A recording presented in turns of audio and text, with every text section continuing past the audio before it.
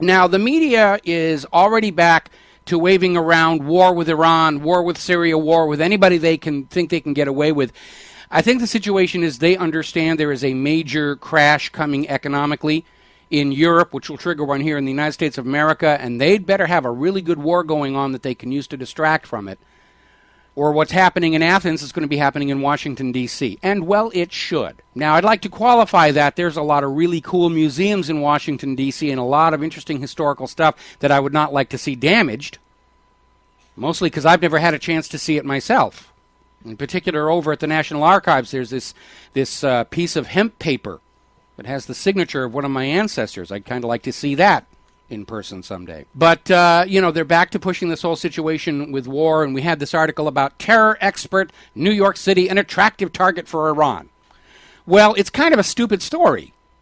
All right, first of all, when they say terror expert, they usually mean an Israeli, because the Israelis are running on saying, I'm an expert on terror. Goodness knows they've done enough of it. Yeah, New York City is going to be an attractive target for anybody who's planning something like that, including the Israelis behind 9/11. So it's not exactly a groundbreaking story. Can you imagine people saying, New York City, an attractive target for Iran? I never knew New York would be a target. It's a moronic story. And the only reason to put it out there is to go, Iran, target, terror. And they're pushing this whole thing about Iran on the verge of a terror attack. They're starting a new ramp up. They backed down the last time. Apparently, Israel's saying, no, go do it. And now they're starting the PR campaign again. And I just need you all to go out anywhere you see these stories about Iran is going to do this and Iran is going to do that and Iran is, going to pass gas in elevators and Iran is going to tear the tags off your couch cushions and Iran is deliberately keeping their library books overdue. You need to go out and you need to just point out that of the three nations, United States, Israel, and Iran, Iran is the only nation trying to avoid a war. Since they became an Islamic republic, they haven't tried to invade or conquer anyone, which is a claim neither the United States nor Israel can equal. So Iran is the last nation to suspect if something goes bang. Why would they do something that stupid?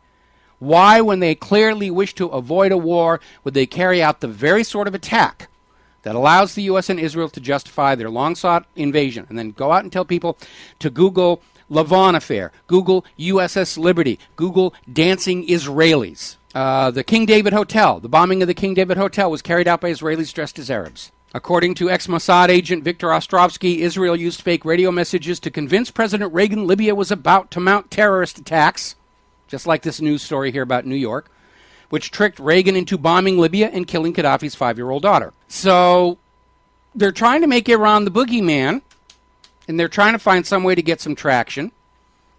They're over there saying that the bombs in Bangkok, Thailand had to be Iran. They actually don't know that. It's based on a conveniently found passport. And we saw tons of those around the World Trade Towers on 9/11. We know they were all bogus. Even the FBI admitted all the passports that had showed up with the names of Arabs on them were frauds. They were fakes. Very well done fakes, but fakes. Meanwhile, sources say that the bomber hired for Delhi's sticky bomb attack on the Israeli ambassador's wife may be of Indian origin. Okay? Funny how sources seem to know how the crime is carried out before the police can start to figure it out. It's almost like the sources planned it. Especially since in this case the police are saying the surveillance cameras in the area didn't see anything. So there's absolutely nothing to support any stories coming out about this thing. Sort of like when sources insisted 9/11 was carried out by Osama bin Laden before the dust had even settled. Sources were insisting Saddam had weapons of mass destruction. I think it's the same sources here. I got an alternative theory there for you. Maybe the ambassador wanted to get rid of his wife because he's got a young, hot, lovely in the front office there. Said, yeah, I'll blow her up, blame it on Iran. Everybody's happy. You don't know, do you? Now, meanwhile, the U.S. and Europe, with their own economies already in the Al-Qaeda, are pushing this ban of Iran from this clearinghouse for oil over the pursuit of nuclear weapons. And again, there is no evidence Iran is pursuing nuclear weapons. The IAEA has been in there. They have found no diversion of nuclear materials for weapons. They have found no equipment specifically dedicated to the purpose of making any components of nuclear weapons. Iran is making deals with all these other countries around the world. All these sanctions and punitive measures are going to do are screw up the economy of Europe and the U.S. even more. They're already talking about gas prices in the U.S. are heading up. But small price to pay to whap on another one of Israel's enemies, right? It's just nonsense. They're, after they lied to us about Saddam's weapons of mass destruction, why should we believe anything they have to say about Iran's weapons of mass destruction? Iran and Iraq were never a danger to the world. The only nation on earth that's ever actually used atomic weapons is the United States. They're the danger. Let's take their nuclear weapons away from them. Anyway, Iran came out with their big announcement. They've been teasing for the whole week about important breakthrough in their nuclear research. And they have a Death Star. No, they don't have a Death Star. The media, though, was trying to basically say they're going to announce a major step forward in their pursuit of nuclear weapons. And basically all they said is they're loading fuel rods into a reactor that produces medical isotopes. So it's kind of an underwhelmed situation. And the White House is trying to downplay it and say it's a distraction. They're trying to pretend they're only doing peaceful uses of atomic power. Well, if you've got proof, actual hard proof, and I don't mean that laptop of death from Israel. If you have proof Iran is producing nuclear weapons, you show us that proof. Because after that whopper you told about Iraq, we are not going to believe anything this government has to say about anything. Same applies to the corporate media. They lie about everything except the sports scores and the weather, and they're not even doing that good on the weather. Everything Iran is doing, medical isotopes, industrial applications of radioisotopes, and nuclear power generation, is allowed to it under the terms of the Nuclear Non-Proliferation Treaty, which Iran has signed, and the United States has signed. It's the United States that's in violation of its treaty obligations. It's the United States that is failing to live up to its international obligations. All to please Israel. We're going to take a break here. We'll be right back. And aloha, America. Welcome back to the show here. And we got a lot of stuff to talk about here. Now, Anonymous, and please understand up front, I'm not entirely unbiased about these guys. I think Anonymous is part of Cass Sunstein's cognitive infiltration. They're out there attacking institutions. They're basically giving bloggers in the internet a bad name. Oh, they're going after the bankers. They're going after this. They're going after Israel. And now Anonymous has issued a statement saying that they're going to shut the whole internet down next month sometime.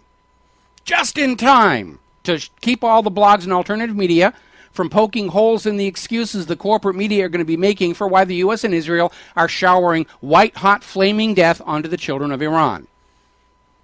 A lot of stuff seems to be coming together for the first part of March.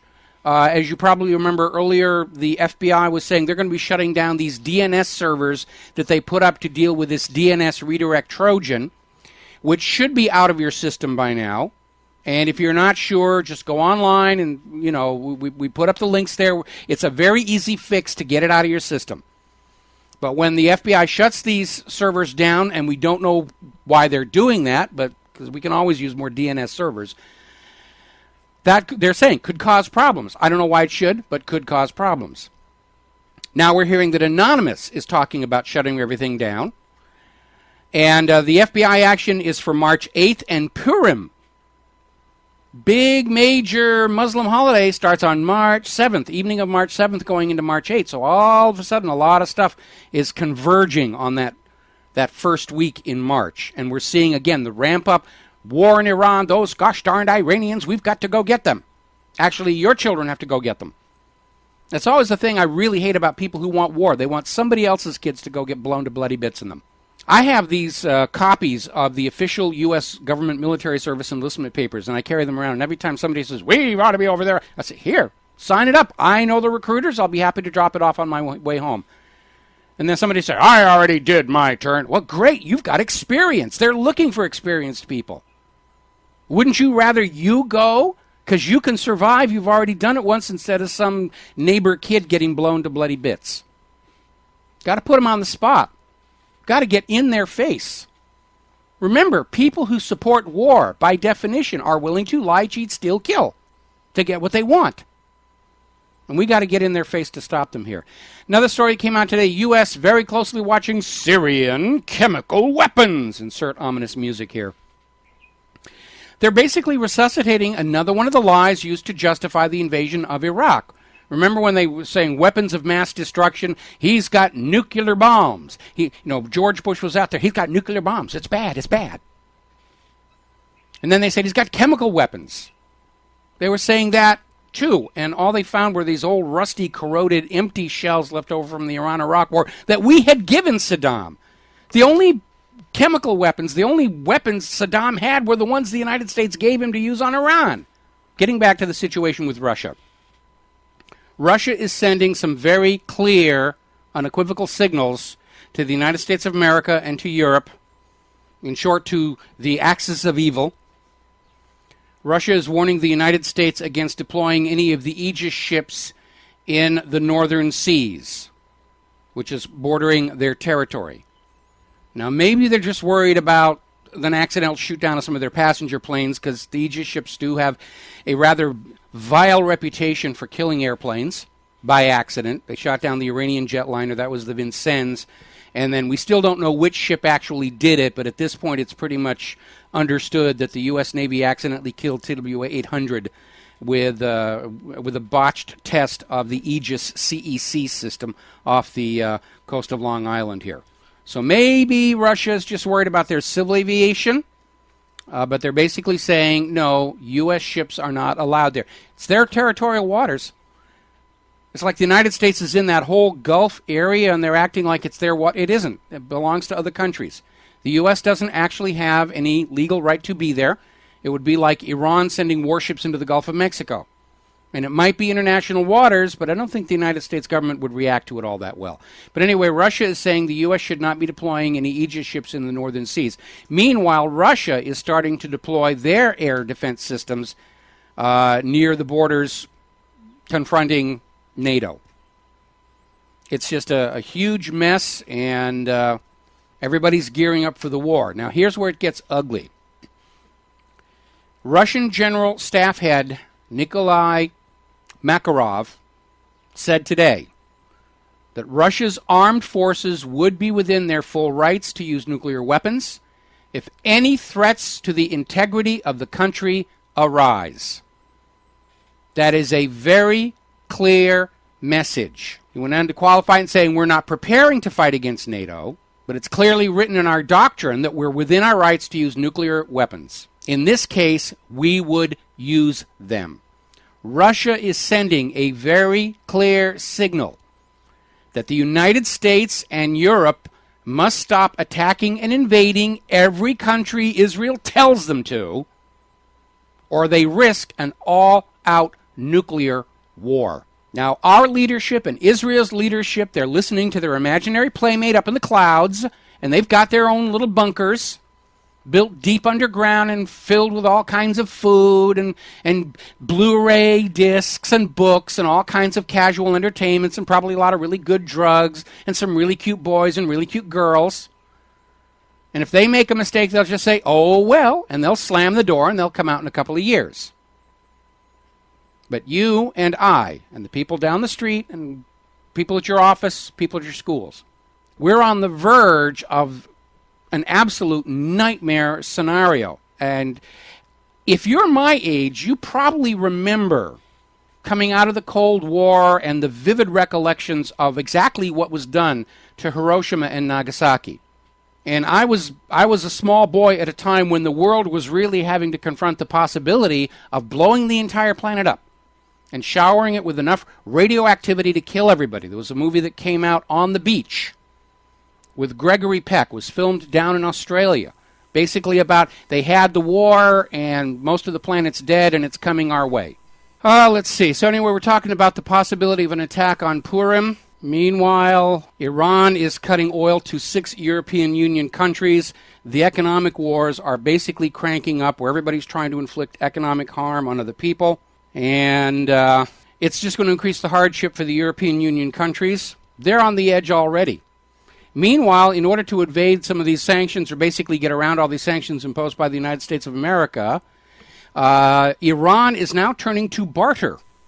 They're simply trading so much raw oil for so much materials to bring it back. It doesn't have to go through a bank, doesn't have to go through any kind of commerce.